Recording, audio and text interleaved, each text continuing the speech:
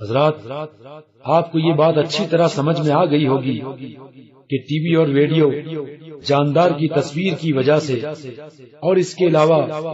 دیگر بہت سی برائیوں اور لہو و لعب کا آلہ ہونے کی وجہ سے ناجائز ہیں، چاہے ان میں کوئی دینی پروگرام ہو یا دنیاوی۔ رہی بات تبلیغ دین کی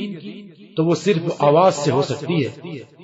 اور تصویر کی اس میں کوئی ضرورت نہیں، اور جب ضرورت ہی نہیں تو حاجت کہاں پائی گئی؟ حاجت تو اسے کہیں گے کہ اس کے بغیر تکلیف ہو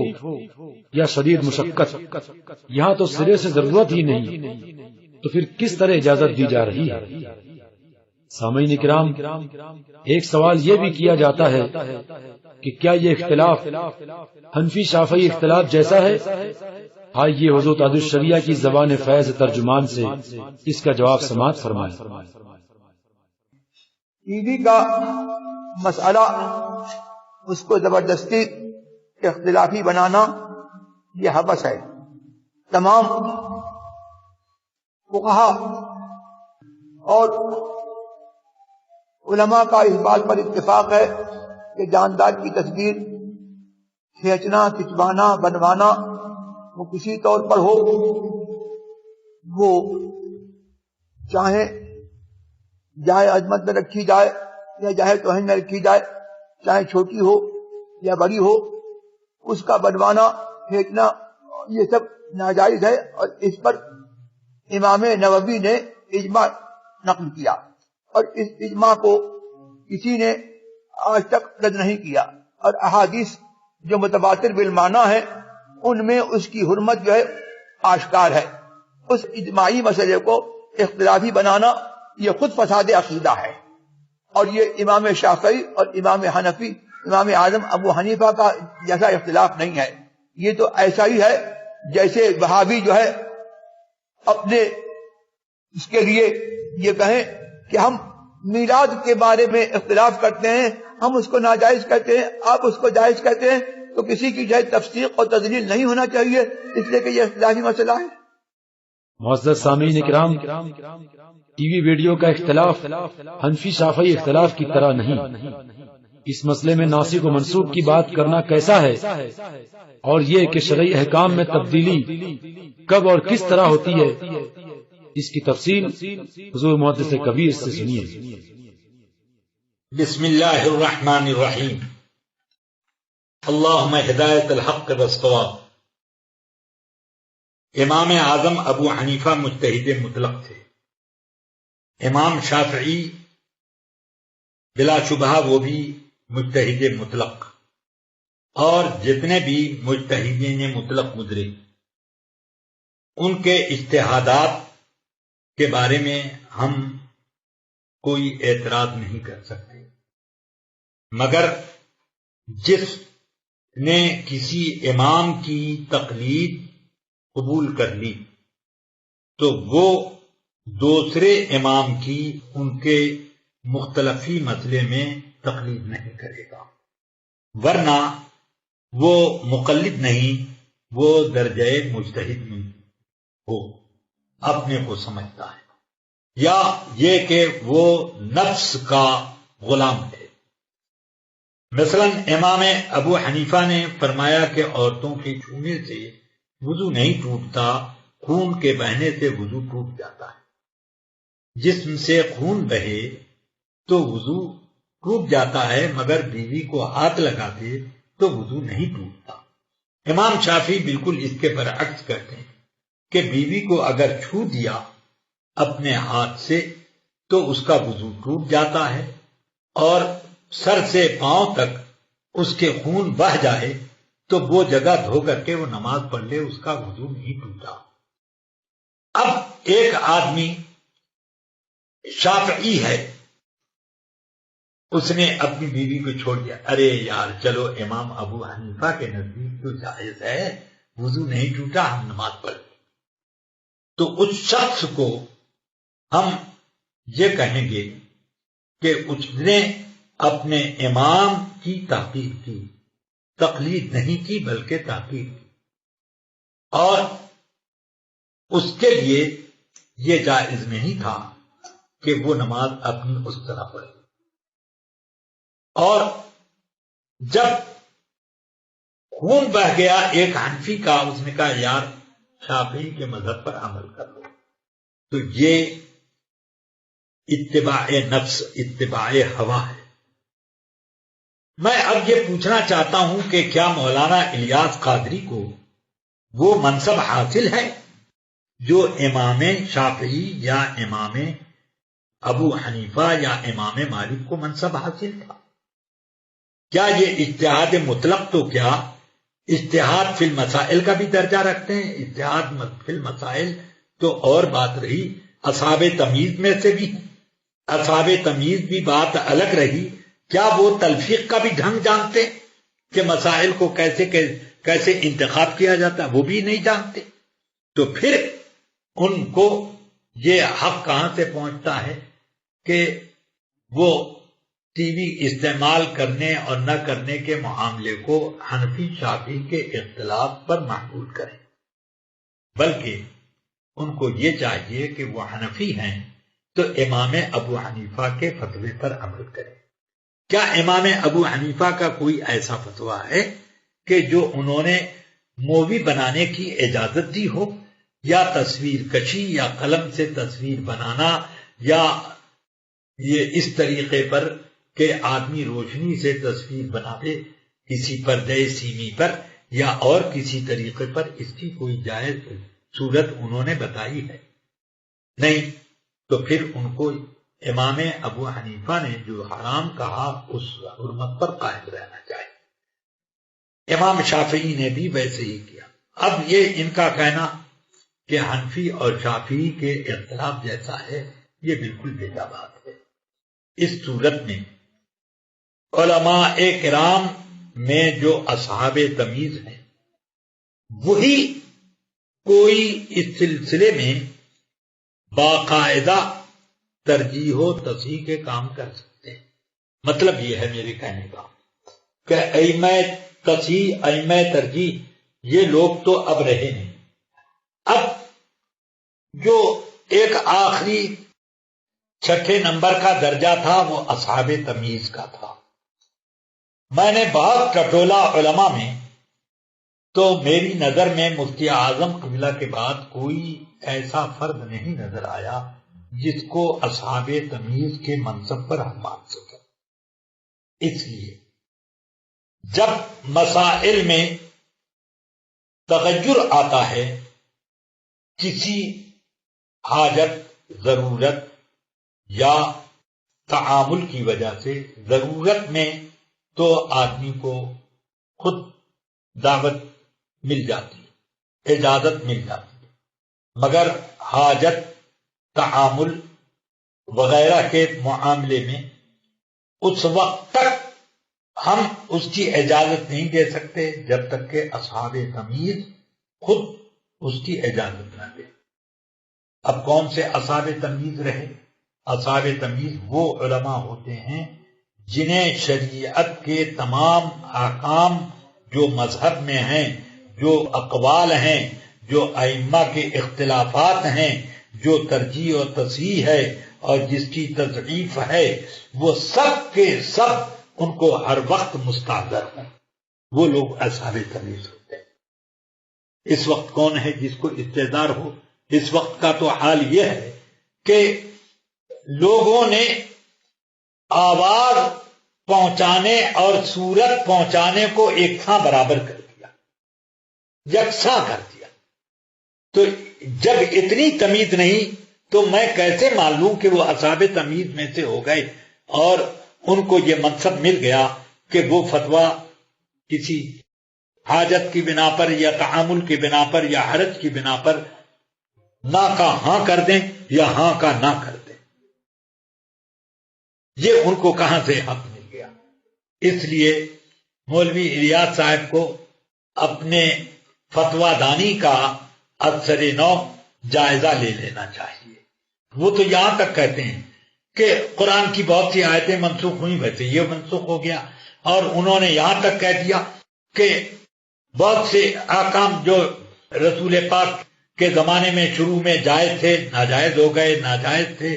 شروع میں اور وہ بعد میں جائز ہو گئے، ایسے کتنے چیزیں جو فرض نہیں تھیں وہ بعد میں فرض ہو گئیں، جو چیز حرام نہیں تھیں وہ بعد میں حرام ہو گئیں، یا اور کچھ ایسے ہی تغیرات، تو وہ تو ناسخ اور منسوخ کا معاملہ ہے۔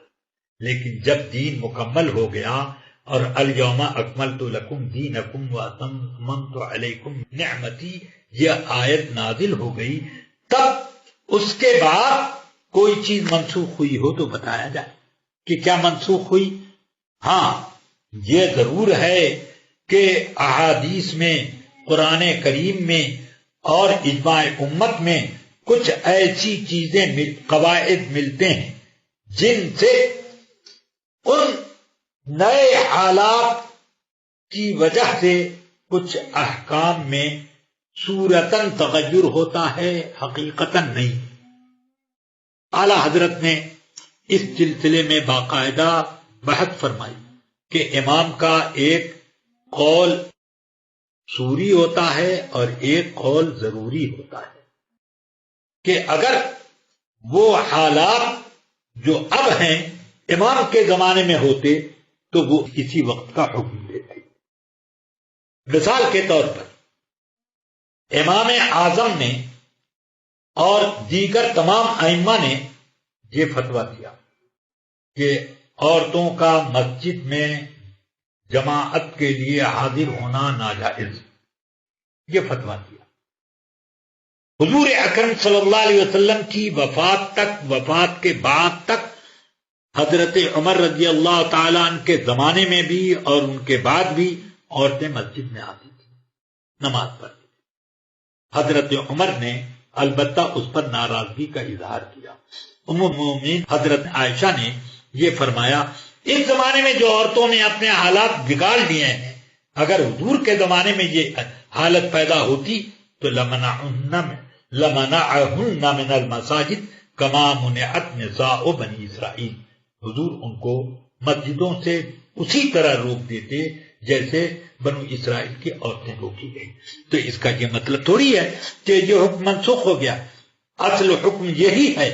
کہ عورتیں مسجد میں آ سکتی ہیں، مگر کچھ مانع ایسے پیدا ہو گئے کہ وہ اب نہیں آ سکتی، رکاوٹیں پیدا ہو گئیں جو نہیں آ سکتی ہیں۔ اب اس کو جو بھی سمجھیے، قرآن حکیم میں فرمایا اللہ تعالیٰ نے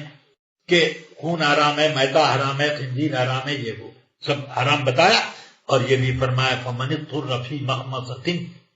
جو آدمی مخمصہ میں پڑ جائے یعنی اس کے اوپر ایسی حالت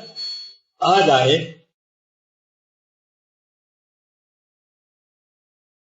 اصل میں مسائل کے لیے قواعد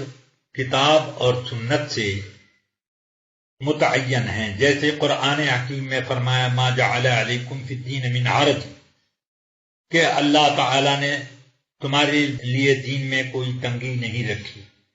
مشقت اور ضرر سے مسلمانوں کو بچانے کے لیے اللہ نے ایک یہ قاعدہ دیا، لا یکلف اللہ نفسا الا وسعها، کسی پر اللہ تعالی اتنی ہی ذمہ داری دیتا ہے جو اس کی طاقت اور وسعت کے اندر ہو۔ اسی طرح اللہ تعالی نے فرمایا یرید اللہ بکم اليسر ولا یرید بکم العسر، اور اس طرح پر کتاب اور سنت سے کچھ قواعد منتخب ہوئے جس کی روشنی میں آنے والے حالات کے لیے کچھ تبدیلی احکام کی سی شکل ہوتی ہے، اور حقیقت میں وہ تبدیلی احکام نہیں ہے بلکہ صورت مسئلہ کی تبدیلی ہے۔ جیسے امام ابو حنیفہ نے اور ان کے اصحاب نے حرام کیا کہ دین کی تعلیم دینے پر، امامت کرنے پر، اذان دینے پر اور کسی بھی فعل طاعت کی انجام دہی پر تنخواہ لینا، مزدوری لینا یہ ناجائز ہے۔ مگر جب ایسے حالات پیدا ہو گئے کہ جو علماء کو حکومت کی طرف سے، حکومت اسلامیہ کی طرف سے یا خلافت کی طرف سے جو وظائف ملتے تھے اور اسی وظیفے کی بنیاد پر لوگ جن کو شوق ہوتا تبلیغ دین کا وہ تبلیغ دین کرتے، کچھ لوگ اپنے عبادت میں مصروف رہتے، ان کو وہ وظیفہ کسی کام کرنے کا نہیں ملتا تھا، بلکہ ان کے صاحب فضل ہونے کی وجہ سے ان کو وظیفہ ملتا۔ بعد کے بادشاہوں نے یہ وظیفے بند کر دیے۔ تو اس کے بعد کہ بڑے بڑے ائمہ علماء نے اس بات کے اوپر فتویٰ دیا ہے کہ علماء کو دین کی تعلیم، قرآن کی تعلیم اور امامت کرنے اور اذان دینے جیسی طاعات پر اجرت لینے کی اجازت ہے، مگر اس کے علاوہ 4 امور کو انہوں نے اجازت میں رکھا اور یہ فرمایا لِأَلَّا يَضِيعَ الدِّينُ، تاکہ دین ضائع برباد نہ ہو جائے، کہ اب علماء کے گزر بسر کا کوئی ذریعہ نہیں تو وہ تجارت میں مصروف ہو جائیں گے، زراعت میں مصروف ہو جائیں گے، صنعت و حرفت میں لگ جائیں گے، یا کہیں نوکری کرنے لگیں گے، اور ان کو اب اتنا وقت نہیں ملے گا کہ لوگوں کو دین کی تعلیم دے سکیں۔ تو اصل حکم تو اب بھی یہی ہے کہ دین کی تعلیم پر اجرت لینا ناجائز، اصل حکم اب بھی یہی، مگر چونکہ یہ صورت پیدا ہو گئی کہ دین برباد ہو رہا ہے، تو اگر یہ صورت امام ابو حنیفہ کے زمانے میں بھی پیدا ہو جاتی تو وہ یہ فتویٰ دیتے۔ تو اصل حکم تو اب بھی ہے، یعنی اب بھی اگر علماء کے وظائف شروع ہو جائیں اور علماء کوئی کام کریں یا نہ کریں، ان کے فضل و اکرام کے طور پر وظیفے حکومت اسلامیہ دینے لگے، تو اب اس وقت بھی وہ ناجائز ہو جائے گا، ویسے ہی جیسے پہلے ناجائز تھا، کہ آج ان کے معاش کا مسئلہ تنگ تو ہے نہیں، معاش کا انتظام تو کر دیا حکومت نے، اس لیے اب یہ لوگ اپنے ذوق سے دین کی خدمت کرتے ہیں، یہ ہو جائے گا۔ تو اسی طریقے پر یہ بھی مسئلہ آیا۔ اب رہ گئی یہ بات کہ ضرورت اور حاجت سے جو تغیر ہوتا ہے وہ تغیر کس تحقیق کی بنیاد پر ٹی وی کے اوپر لاگو ہوگا؟ اس وجہ سے کہ ٹی وی میں جو بھی آپ نے تحقیق کی اس کا دار و مدار جا کر صرف اس بات پر آتا ہے کہ لوگوں تک بات پہنچائی جائے، اس بات پر نہیں آتا کہ لوگوں تک تصویر اور صورت پہنچائی جائے۔ تو جب اتنے سے ضرورت یا حاجت پوری ہو لیتی ہے کہ آواز پہنچا دی جائے، تو اب ٹی وی میں صرف آپ اپنی آواز دیجئے، تصویر دینے کی کیا ضرورت ہے؟ جیسے انٹرنیٹ پہ کام ہوتا ہے یا ریڈیو سے کام ہوتا ہے ویسا آپ انجام دیجئے، اس طریقے پر وہ کام ہو سکتا ہے۔ تو آپ اپنا ویڈیو چینل کھولنے کے بجائے ریڈیو چینل کھولیے، کون روکتا ہے؟ اس کے ذریعے سے اپنے دین کے اشاعت کیجیے، تبلیغ کیجیے۔ ہم نے بھی بہت ساری تقریریں ریڈیو اسٹیشن سے جا کر کے اپنی نشر کرائیں، امریکہ میں بھی جا کر کے، اسی طرح یورپ میں بھی، ہالینڈ میں بھی، کویت گئے تو وہاں پر بھی اپنی تقریر ریڈیو ہی کے ذریعے سے نشر کی۔ ہم کو ٹی وی اسٹیشن پر جانے کی ضرورت ہی نہیں پیش آئی کبھی، نہ اس کو ہم نے ضروری سمجھا اور نہ اس پر ہماری بات کا پہنچنا موقوف رہا۔ دنیا میں کونے کونے میں لوگ بی بی سی کی خبریں سنتے ہیں، اس کے لیے کیوں نہیں لوگوں نے یہ ضروری قرار دیا دنیا والوں نے کہ ٹی وی چینل جب تک نہ ہو اس وقت تک ہم یہ بی بی سی کی کوئی خبر نہیں سنیں گے۔ ایسی قید تو کسی نے نہیں قرار دی، تو اس لیے اب یہ کہنا کہ آواز اور صورت مل کر، دونوں مل کر تبلیغ کرتے ہیں، یہ بات سمجھ میں نہیں آتی، بلکہ آدمی کی بات کا وزن ہونا چاہیے، بات کی دلیل ہونی چاہیے، اپنی باتوں کے ذہن نشین کرانے کا ملکہ ہونے چاہیے، افہام و تفہیم کی قوت باقاعدہ ہونی چاہیے، زبان میں ایسی لوچ ہو،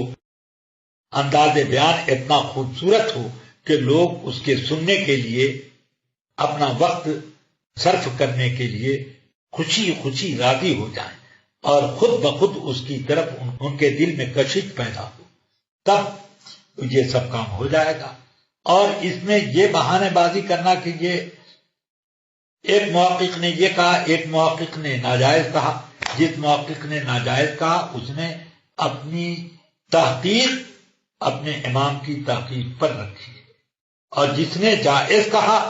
تو اس نے اپنے جواز میں کوئی ایسی دلیل نہیں پیش کی جس کی وجہ سے وہ صورت پیدا ہو سکے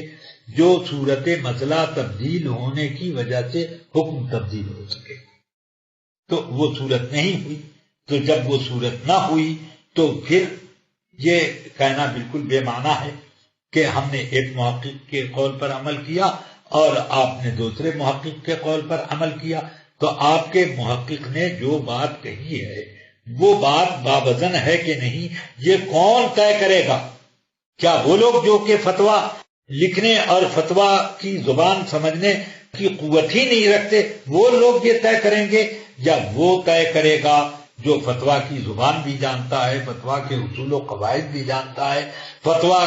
کی لائن کا آدمی بھی ہے؟ ایک گھڑی بگڑ جاتی ہے تو ایک اناڑی آدمی سے اس کی مرمت نہیں کرائی جاتی، کسی ماہر کے پاس رجوع کیا جاتا ہے۔ تو اسی طریقے سے اپنے ہر کاموں میں اگر کسی کا کمپیوٹر بگڑ گیا تو اب یہ تھوڑی ہے کہ وہ پیشکش لے کر کے کچھ نہیں جانتا اور وہ درست کرنا شروع کر دے، بلکہ ایک ہارڈ ویئر کے ماہر کی طرف رجوع کرتا ہے۔ تو اب اسی طرح دین کے معاملے میں اگر دو تحقیقیں آپ کے سامنے ہیں تو اب آپ ایک تحقیق پر عمل اسی وقت کر سکتے ہیں جو پرانی تحقیق کے خلاف ہے، تو یہ یقین کا استفادہ کرے کہ یقیناً یہ ضرورت پیش آ گئی ہے، حالانکہ ایسا نہیں ہے۔ میں پہلے بھی بتا چکا کہ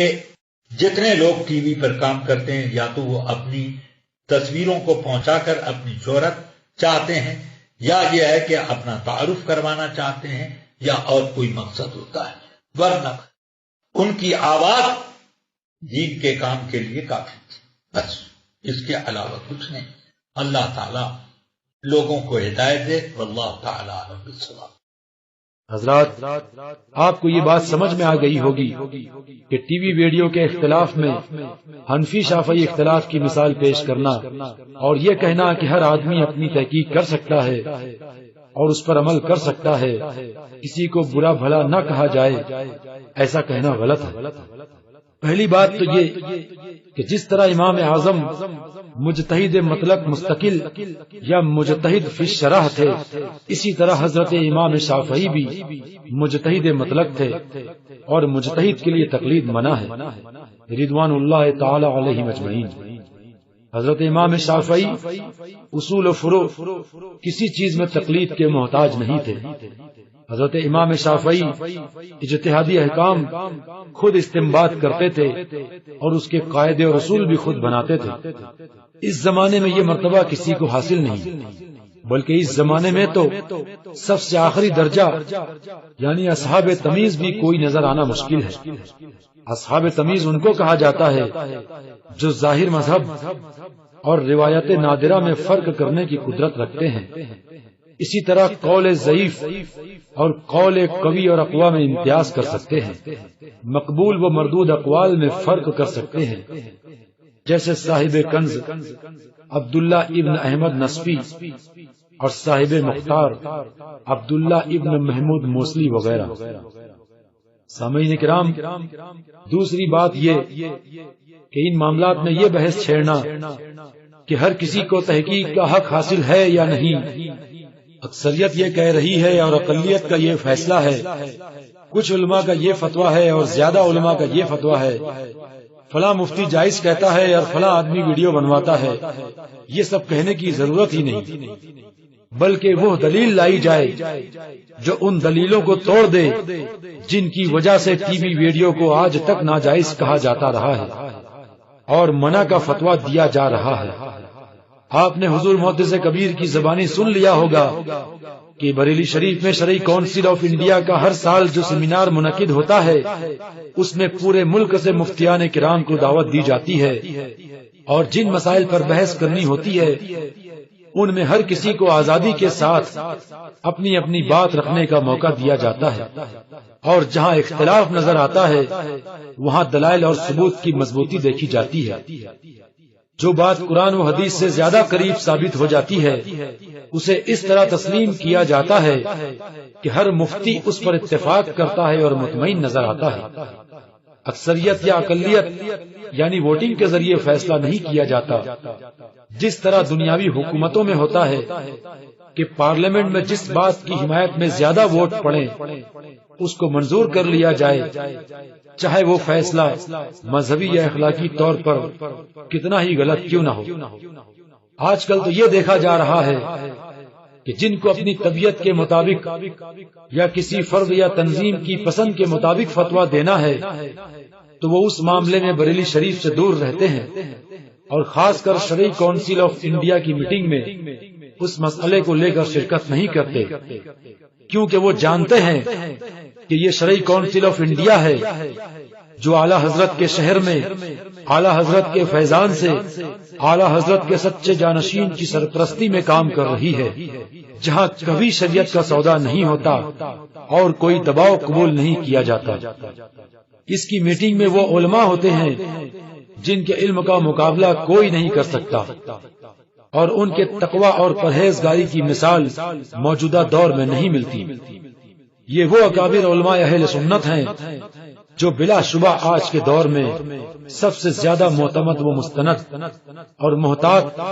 یعنی احتیاط کرنے والے علماء ہیں۔ لہذا اگر شرعی کونسل آف انڈیا کی میٹنگ میں